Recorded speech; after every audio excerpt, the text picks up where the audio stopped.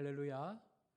오늘도 하나님 주신 복된 날, 이 은혜의 시간, 우리가 더 전심으로 하나님을 찾고 우리의 마음을 고백해서 오늘 우리 속에 주시는 그 말씀의 은혜가 저와 여러분의 삶을 아름답게 지켜갈 수 있기를 주의 이름으로 소망합니다. 사람들에게는요, 알게 모르게 어릴 적부터 형성되어진 습관이란 것이 있습니다. 그 습관이 그 사람의 어떤 삶의 태도를 만들게 되고 그 삶의 어떤 그 기준들을 형성해 가게 됩니다. 그것이 어쩌면 좋은 습관, 좋은 태도일 수가 있고요. 또 반대로 그 습관이 그 사람에게 안 좋은 모습으로 드러날 때도 있습니다. 때로는 고치려고 해도 고쳐지지 않는 그와 같은 모습들이 반복적으로 드러남을 통해서 많은 사람들에게 또 안 좋은 인상을 보여주기도 하는 것입니다. 여러분 어떻습니까? 지금 나는 어떤 삶의 습관, 어떤 삶의 패턴을 가지고 살아가고 있습니까? 지금 내가 버리고 고쳐야 될 나의 그릇된 삶의 태도와 자세가 있습니까? 특별히 주님을 믿고 난 이후에 나의 삶에 어떤 변화가 있습니까? 나는 주님을 믿고 난 이후에 어떻게 변하려고 노력하고 있습니까? 주님을 믿고 난 이후에도 여전히 옛 습성을 버리지 못한 채 과거에 살았던 삶의 방식대로 그렇게 하나님을 믿으면서도 살아가고 있지는 않습니까? 주님은 우리에게 분명히 말씀합니다. 새 사람을 입으라. 우리가 하나님 앞에 부름을 받고 우리의 모든 삶을 주님 앞에 고백하고 예수님을 믿기로 작정한 그 순간부터 우리는 하나님 안에서의 새 사람을 입은 영적 존재가 된 것입니다. 이전 것에 마음을 두지 말고 주님을 믿고 난 이후에 주님으로부터 부여된 새 사람의 그 영적 각성을 통해서 정말 하나님이 기뻐하시는 바른 믿음의 삶을 살아가기를 요청하고 있는 것입니다. 우리가 인생의 광야에서 가졌던 모든 삶의 태도들, 우리의 모든 잘못된 그 옛 습관들을 벗어버리고 새로운 삶의 모습으로 주님을 온전히 따를 것을 말씀하고 있는 것입니다. 그래야 새로운 인생의 모습을 가질 수 있는 것이고, 그래야 주님 앞에 더 온전한 신앙의 모습을 통하여 성도다움을 드러낼 수 있기 때문입니다.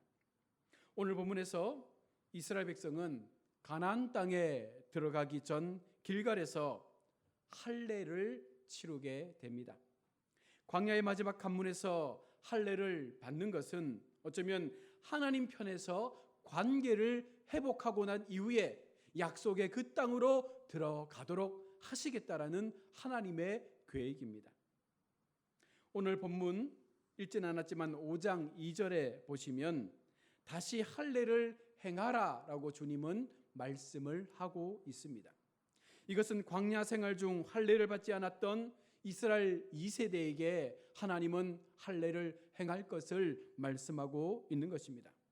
다시 말하면 이스라엘 백성 전체가 할례를 받고 하나님의 언약 안에 들어와서 이것이 온전한 믿음의 공동체로 세워져 갈 때에 하나님은 그 약속을 그 백성들을 통하여 이루어내실 것임을 말씀하고 있는 것입니다. 모든 이스라엘 공동체가 하나님 앞에 할례의 예식을 통하여서 하나님의 그 언약 안에 들어와 있음을 고백하며 모든 공동체의 그 마음이 주님과의 그 언약 관계 속에 하나 되어져야 함을 말씀하는 것입니다. 5장 5절의 말씀을 보십시오. 이스라엘 백성은 다 할례를 받았지만 광야에서 태어난 자는 할례를 받지 못했습니다. 그들의 법에 따르면 난지 8일 만에 할례를 행하는 것이 어쩌면 그들의 모습이었습니다. 그런데도 그들은 광야에서 태어난 그 자녀들에게 할례를 행하지 않았습니다. 무엇 때문일까요? 왜 그들은 광야에서 태어난 자녀들에게 하나님의 그 언약 안으로 들어갈 수 있는 할례의 예식을 행하지 않았습니까? 바로 5장 6절에 그 대답을 하고 있습니다. 여호와의 음성을 청종하지 아니하였기 때문이라. 그들이 광야의 삶을 살아가면서도 그들 마음 가운데서는요, 여전히 애굽에 대한 미련이 남아 있었습니다. 애굽에서의 삶의 그 습관들이 그들의 삶 가운데 고스란히 남아 있었던 것입니다. 그들은 하나님의 말씀에 청종하지 않습니다. 하나님의 음성 앞에 귀를 기울이지 않습니다. 그 자녀들을 향하여 하나님의 언약 안으로 들어갈 수 있는 그 언약의 할례를 행하지 않으므로 이제 다시금 하나님은 그 백성들에게 가나안 땅의 입성을 위한 약속을 이룰 수 있도록 하기 위해서 먼저는 하나님의 그 언약이 회복될 수 있도록 하기 위해서 그들 속에 온전한 할례의 모습들이 이루어지기를 원하시고 있는 것입니다. 우리가 삶을 살아가면서 하나님과의 관계를 회복해 간다는 것은요, 온전한 순종을 통해서만 가능한 것입니다. 하나님을 믿을 때에, 교회를 통하여 하나님의 말씀을 들을 때에 우리의 마음 가운데 믿음의 훈련을 통하여 더 하나님께로 우리의 삶을 고백할 때에 그 가장 핵심은 바로 순종의 삶을 통하여 가능하다는 것입니다. 약속을 믿고 그 약속의 말씀대로 살아가고자 하는 그 삶의 태도가 우리의 삶을 통하여 나타날 수 있을 때, 보여줄 수 있을 때, 그 모습이 우리의 삶 가운데 온전한 습관으로 우리 마음 가운데 자리매김할 수 있을 때 우리는 가나안에 들어갈 수 있는 자격을 얻게 되는 것입니다. 이제 다시금 이스라엘 백성들이 하나님과의 관계를 회복함으로 가나안에 들어갈 준비가 되어집니다. 그리고 여리고 성이 무너뜨리기 전 하나님은 여호수아 앞에 나타나셨습니다. 여기서 우리는 여호수아와 이스라엘 백성들의 하나님을 대하는 태도를 통해서 우리가 어떤 모습을 가지고 하나님을 예비하고 있는지, 우리가 어떤 자세를 가지고 어떤 습관을 가지고 하나님을 만나고 있는지 우리가 살필 수 있는 시간이 될 수 있기를 원합니다. 오늘 5장 13절의 말씀을 보시면 여호수아가 하나님을 만나는 장면에서 무엇이라고 말씀합니까? 칼을 들고 서 있는 어떤 한 형체를 보게 됩니다. 그때 여호수아가 고백하는 것이 무엇입니까? 적군을 위함이냐 아군을 위함이냐? 여호수아의 고백 속에서 내뱉는 말이 무엇입니까? 우리를 위함이냐 아니면 우리를 해하기 위함이냐? 이렇게 묻는 의도가 무엇입니까? 이제 곧 가나안 정복 전쟁을 치러야 하는데 혹시라도 이들이 염탐꾼일까? 우리를 해하기 위해서 온 적병일까? 이런 두려움 때문에 그렇게 묻고 있는 것입니다. 여기서 우리가 놓치는 것이 있습니다. 여전히 여호수아는요, 이 전쟁의 상황을 인간적인 방법대로 치르려고 그 마음속에 생각하고 있었던 것입니다.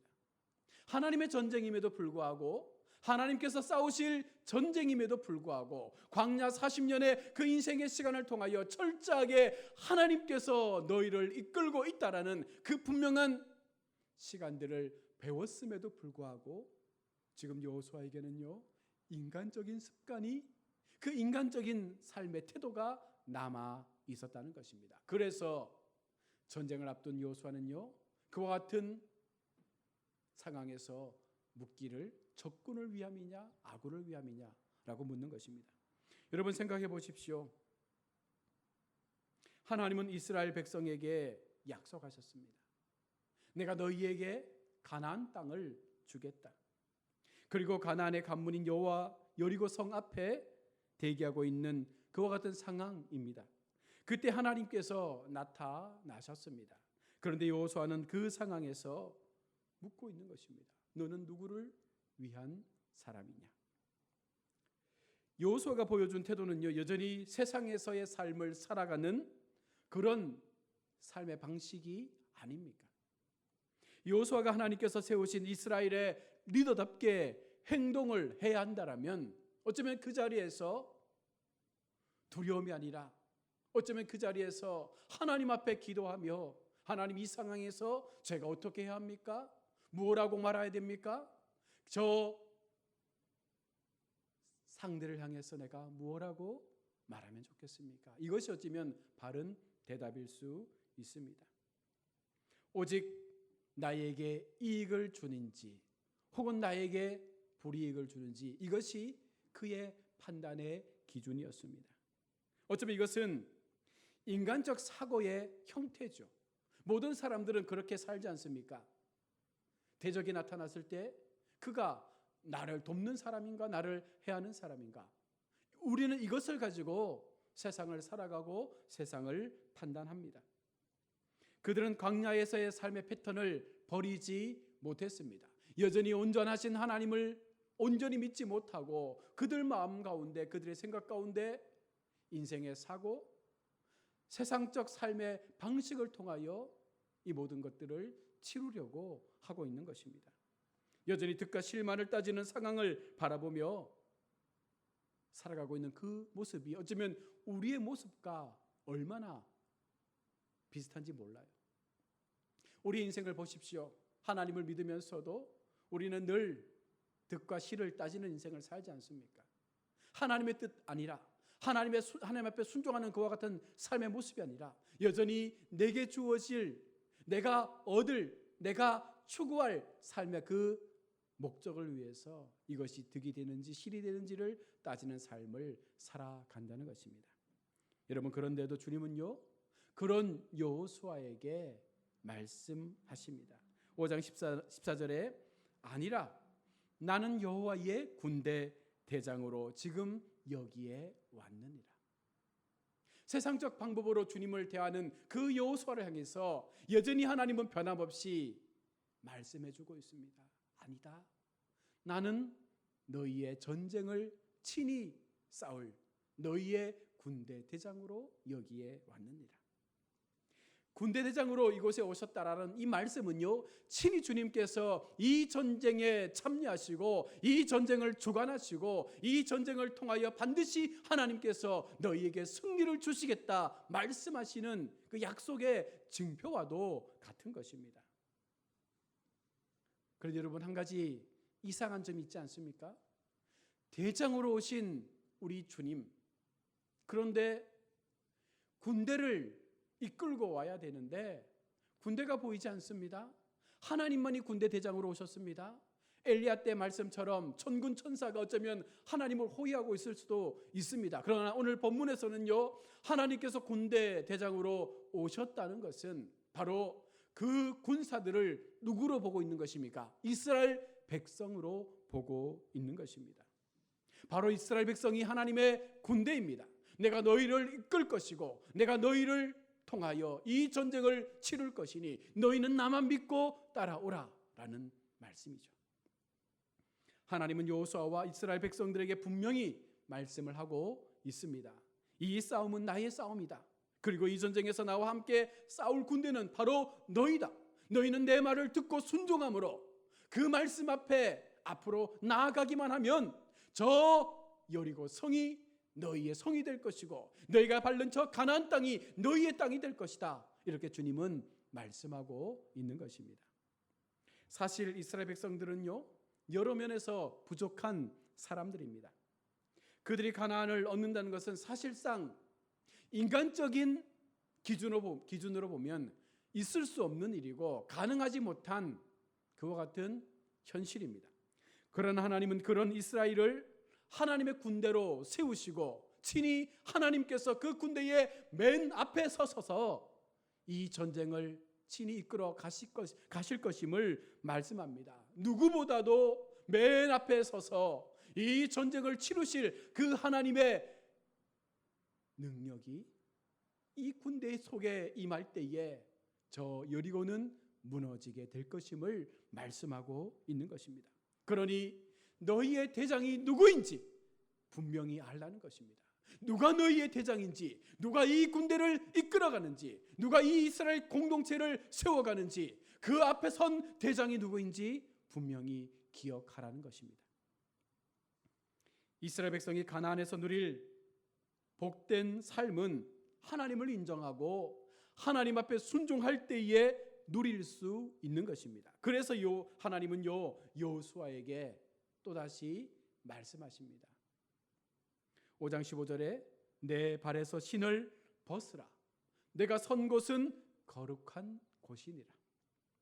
하나님께서 이 같은 명령을 하신 것은 여호수아와 이스라엘 공동체가 하나님 앞에 철저하게 종의 모습처럼 하나님 앞에 순종하라라는 것이죠.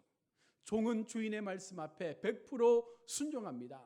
어떤 말씀에도 아니오라고 말할 수 없습니다. 오늘 주님은요, 여호수아를 향해서 네가 선 그곳에서 내 신을 벗으라 라고 말씀하시면서 여호수아의 순종을 요청하고 있는 것입니다. 하나님의 군대로 오직 주님만을 따르겠다라는, 주님의 그 말씀만을, 명령만을 따르는 군대로 이 전쟁에 임하겠다라는 여호수아의 그 순종의 모습을 주님은 요청하고 있는 것입니다. 신을 벗는다는 것은 바로 종이 되겠다라는 의미입니다. 나의 권리를 포기하고 오로지 주님의 뜻 앞에 순종하겠다는 그와 같은 표시로 신을 벗는 것입니다.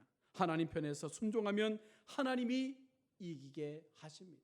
여러분, 이것을 우리가 믿음을 통하여, 우리의 믿음의 삶을 통하여 믿고 고백하고, 그렇게 우리의 이 선자리에서 주님 앞에 신을 벗는, 주님 앞에 순종의 자세를 통하여 우리의 삶의 태도를 다시 한번 하나님 앞에 전심으로 맡겨드릴 수 있는 그 믿음의 걸음들을 걸어가야 하는 것입니다.